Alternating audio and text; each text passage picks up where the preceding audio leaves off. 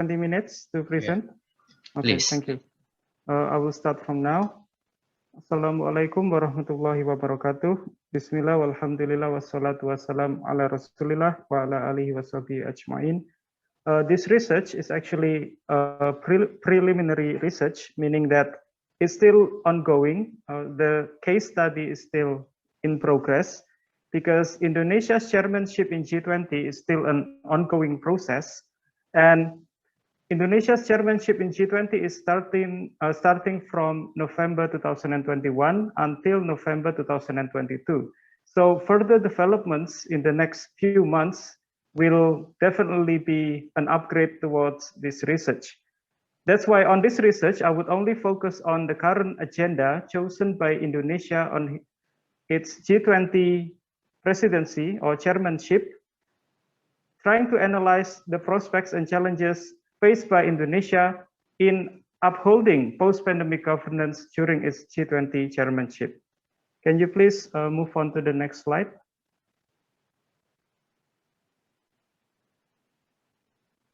Okay, so we start with the introduction. What is post-pandemic era? Post-pandemic era, we see a lot of problems going on, and the three main problems taken on this research is, number one, inequality of global health standards. This is according to WHO. There are still a lot of small states or small power nations without adequate access towards a health information system, resulting in poorly reported COVID-19 cases, which means the number of COVID patients or infections reported and the actual number is different. The actual number is bigger than the actual number reported because there is inadequate COVID-19 information system, which resulted in the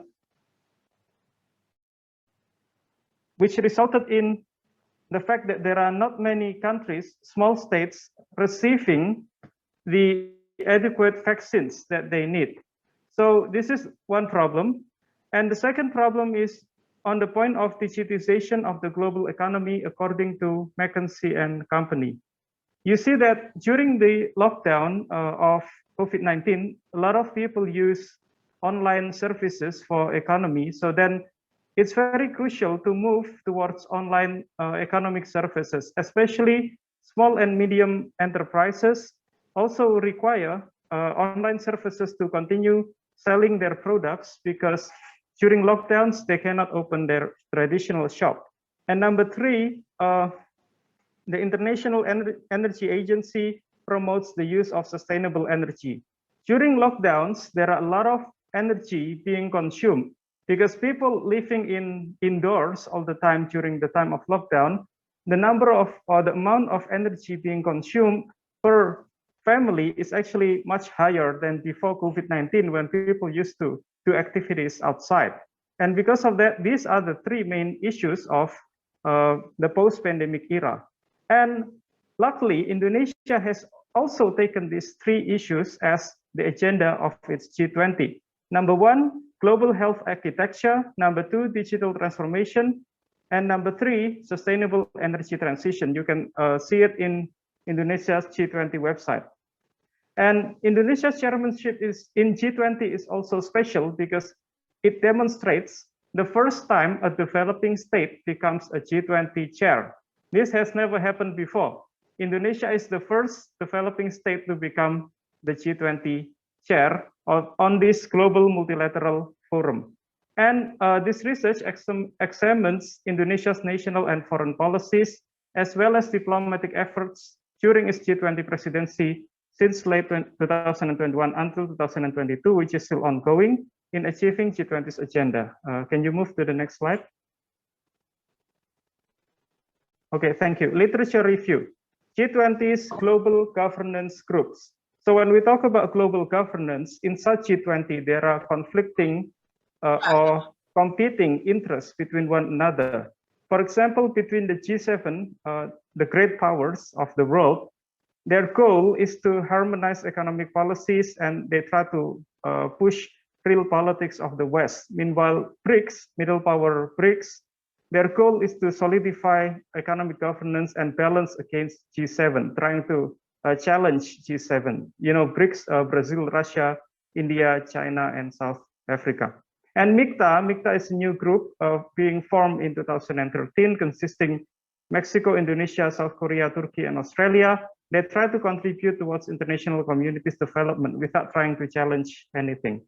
And the notion or the idea or the argument of world order after COVID or post-pandemic world order goes back to the reference of Brands and Gavin 2020, where we see a lot of issues, but I only took 3 main issues which are relevant to this research today. The first one is global public health and mitigation strategies. That means the need of the world to have its own adequate system of public health for preparing for future pandemics which might happen.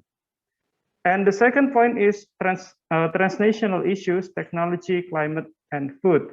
During the post-pandemic era, especially after facing lockdowns and also a lot of energy consumption during lockdowns, that means we need to pay attention on the impact towards technology, climate, and food.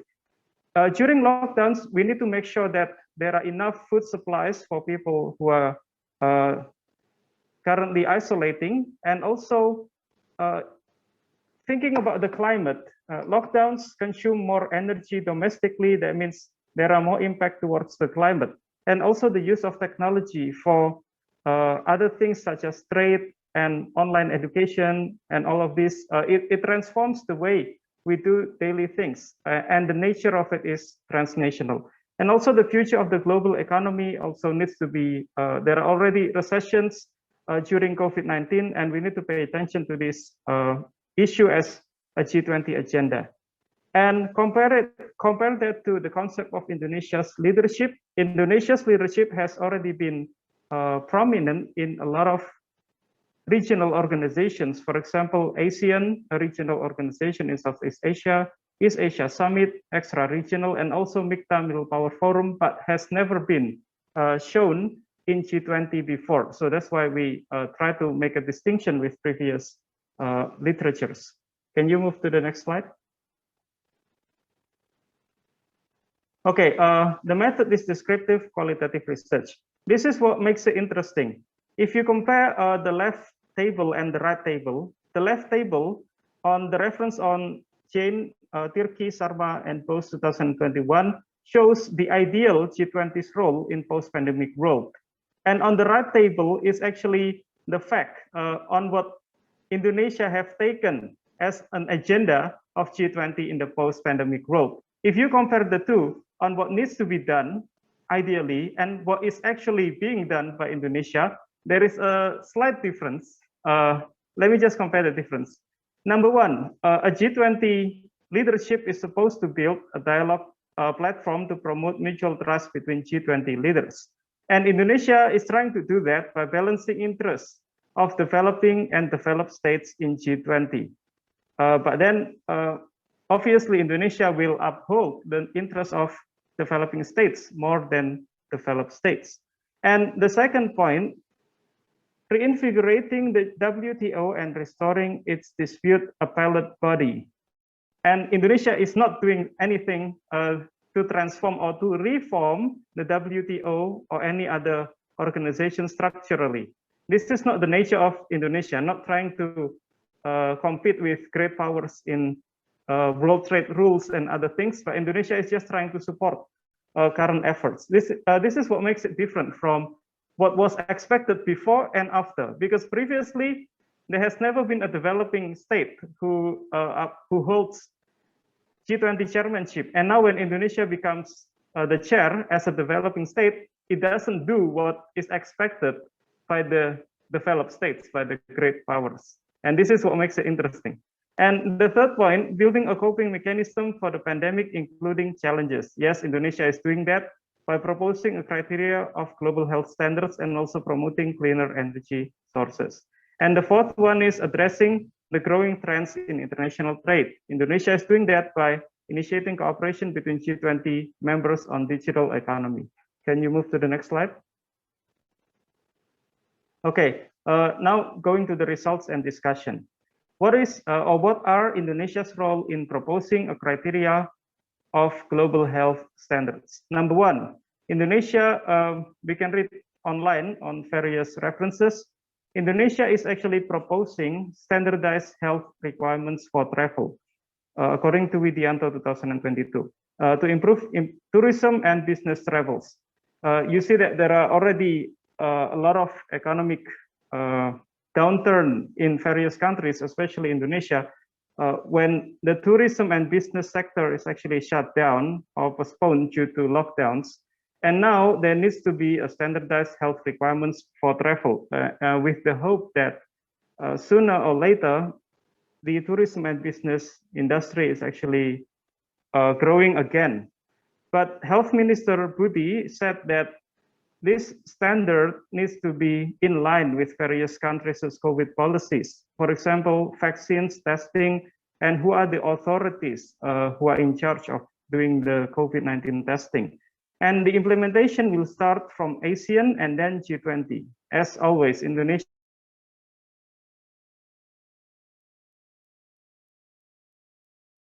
to push for further commitments globally through G20. And also the second the second idea that Indonesia proposed is that G20 should establish a global health fund for future international pandemic response system. You see that the International Monetary Fund, for example, has a bunch of money to mitigate crisis, and Global Health Fund is expected to collect certain amount of money for global recovery in the future in case new pandemics are happening. And the Health Minister Budi again, he said that there is doubt that WHO would actually conduct such action because WHO's role is not in collecting money. But there are also an opportunity for other international organizations such as Global Fund, Gavi, Gavi who already proposed vaccines for all, COVAX, and there is also Global Vaccine Alliance. These organizations are more suitable in organizing the Global Health Fund to mitigate future pandemics. Can you please move to the next slide? Okay, so we move on to Indonesia's role in initiating cooperation between G20 members on digital economy. This is interesting because digital economy has become the agenda of Indonesia's current government so much that almost every G20 summit, in almost every G20 summit, Indonesia proposed something, an additional mechanism or an additional cooperation on digital economy, almost every time, including before COVID-19. You see, Indonesia, for example, during the G20 summit in Osaka 2019, just before COVID-19, Indonesia proposed Inclusive Digital Economy Accelerator Hub, or IDEA Hub, during the G20 summit Osaka 2019. This is a global platform for digital business actors. Unicorn businesses share their experience towards small and medium enterprises. So on this IDEA Hub, or Inclusive Digital Economy Accelerator Hub, Indonesia's role is trying to engage with many companies and small and medium enterprises, UMKM, around the world, so that they have a place where they can share the experience of a more experienced company towards the smaller, less budget and less experienced businesses. And the second point is that after the online Saudi G20 meeting, just right after the next year, after COVID, in Italy 2021, Indonesia again proposed Digital Economy Working Group, another digital economic reform during G20. And this pushes stronger commitment, legitimacy, and institutional arrangement for discussing digital issues. So that means before that, there wasn't a good enough digital platform for G20 member states to discuss digital issues. And now since Italy 2021, Indonesia proposed this agenda. And finally, during Indonesia's current chairmanship or current presidency in G20, Indonesia proposed the TIWG to become the TIIWG, which means Trade, Investment, and Industry Working Group. Previously, there wasn't the industry, and now Trade, Investment, and Industry Working Group is the new name of TIIWG, which includes industry. So then there is a link between trade, investment, and also industry working group. And one of the agendas of this group is to collect collective economic recovery by aligning trade, investment, and industry agenda within with SDGs or Sustainable Development Goals.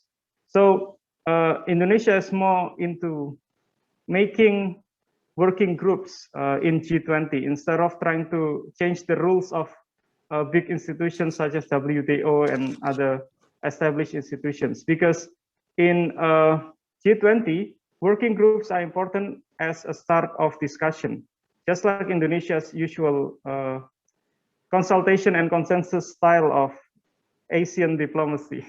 Can you move to the next slide?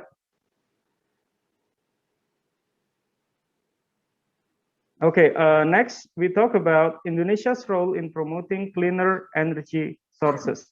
Now, what's interesting about this idea of cleaner energy sources is that it seems like Indonesia is trying to resolve its national problem on a global scale, because there were a lot of countries criticizing Indonesia for its use of coal, which is not environmentally friendly.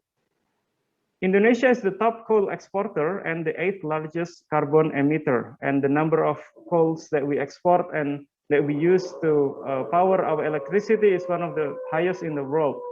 And despite all that, Indonesia also has a carbon neutrality target by 2060, or sooner than that. But in order to achieve this target, Indonesia requires $50 billion to switch to renewable energy for producing electricity and other mechanisms.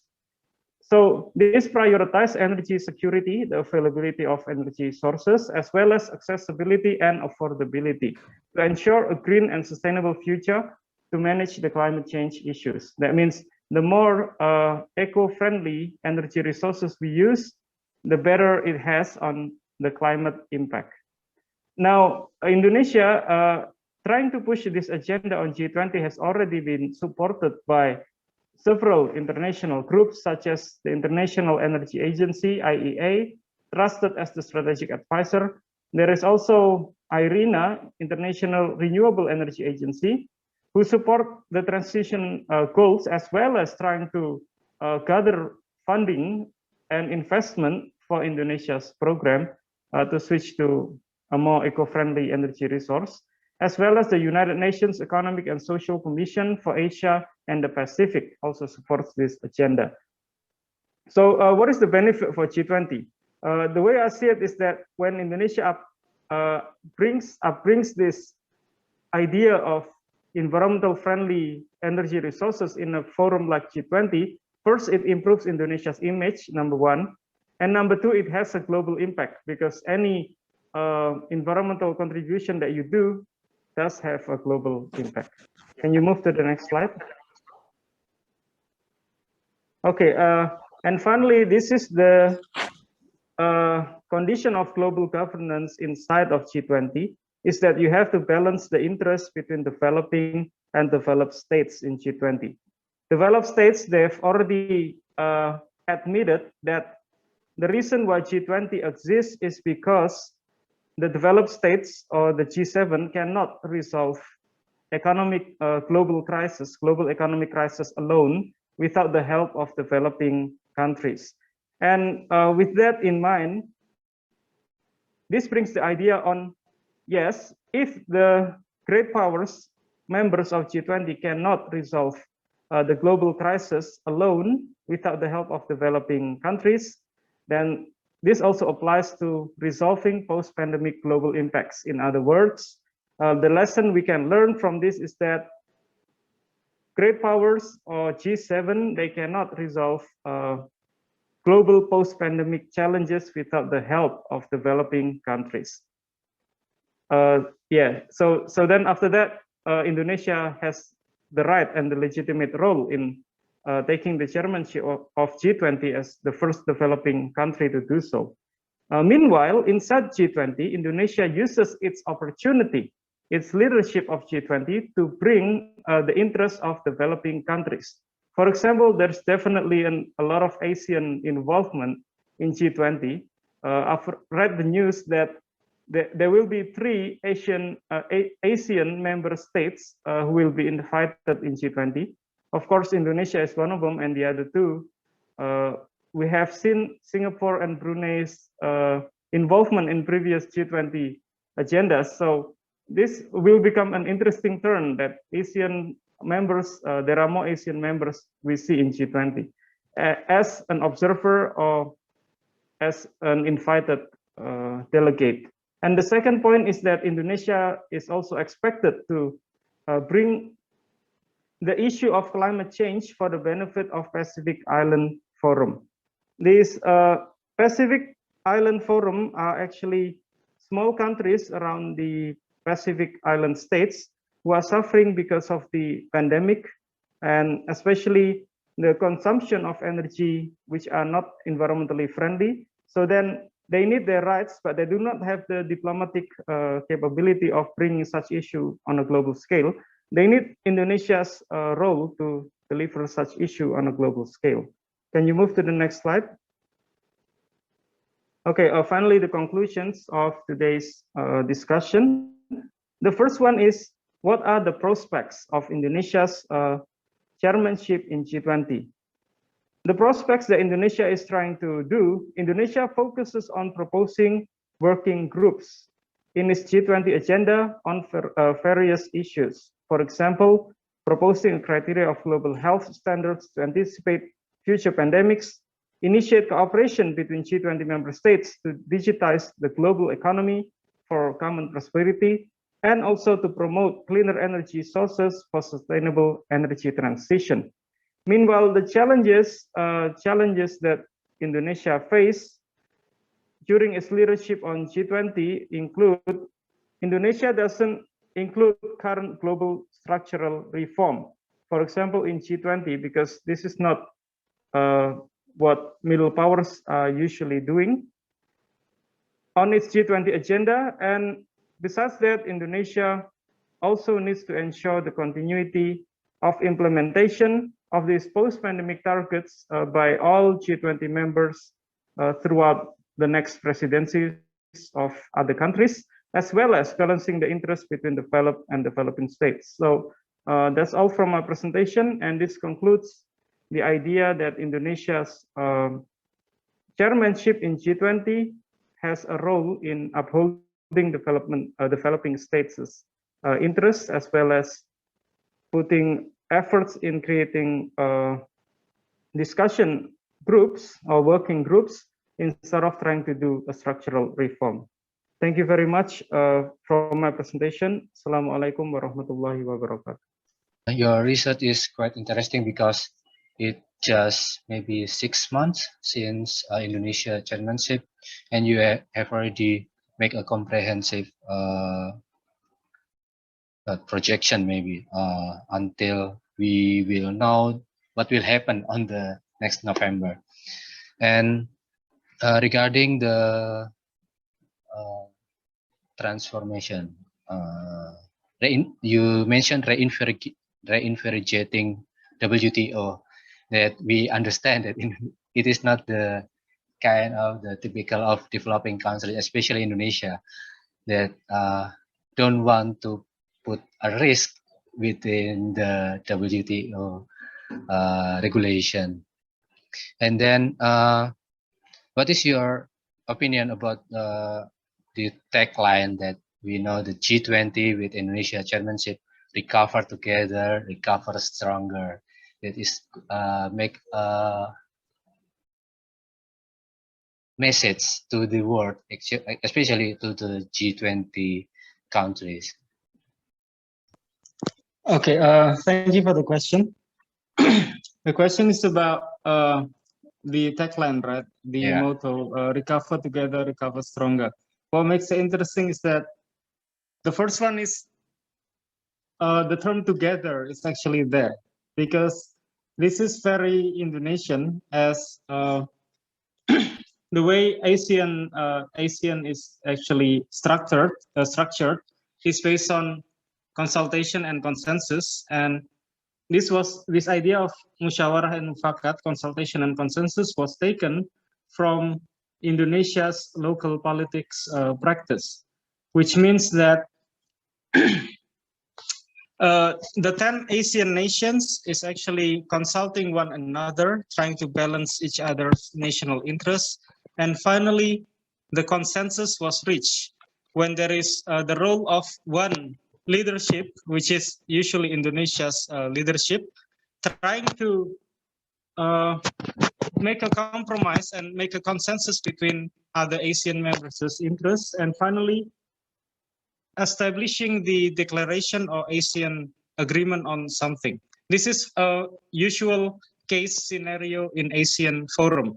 And what makes Indonesia's chairmanship is interesting is because Indonesia seems to try to bring the same thing on a global scale, on G20 level, something we haven't really seen before on previous G20 meetings chaired by stronger nations, because they are usually emphasizing on real economic results and also mutual benefits that you can measure economically, and probably profit sharing and all this.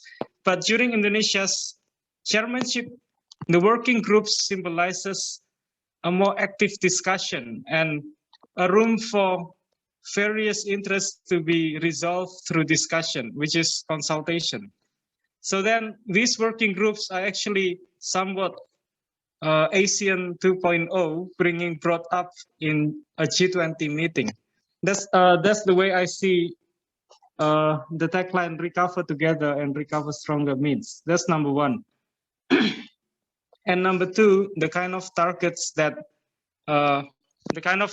Indonesia is bringing on its G20 agenda is actually reflecting Indonesia's national interests as well as national challenges, and trying to resolve these issues by asking the help of other states from G20. Because Indonesia couldn't do it together, I couldn't do it alone, so let's do it together. Recover together, recover stronger. So then it's a way of Indonesia asking for assistance, actually, but then on a more diplomatic and let's say elegant style of asking for assistance, in a way that it is achieved through discussion and mutual understanding between the parties involved. And the idea of digital economy has been Jokowi leadership's main agenda since day number one. And then the second idea of global health standard has actually come about during the COVID-19 crisis, when Indonesia was asking for assistance, especially towards China, towards Asian countries, but other countries are actually facing the same thing. So we need to wait. We need to wait until there are lockdowns, until the vaccines come. It's been around 2 years, and we don't want the same scenario to happen. And trying to push the agenda for global collaboration, I guess, on this standardization of global health, which means when there are countries who need assistance on healthcare, there is already the legal basis and the organizational mechanism of doing so without proposing for any more new proposals. There is already like the international mechanism to do so. This is what Indonesia wants. And the third point of clean energy agenda actually reflects on the critics that a lot of developed states point towards Indonesia is on the way we use fossil fuel. We use coal, batu bara, as our main source of electricity. And then we are trying to show to the world that okay, we can't give up coal alone, but let's do it together. Yeah, if you are committed, then so are we. And 2060 is such a long target, you know.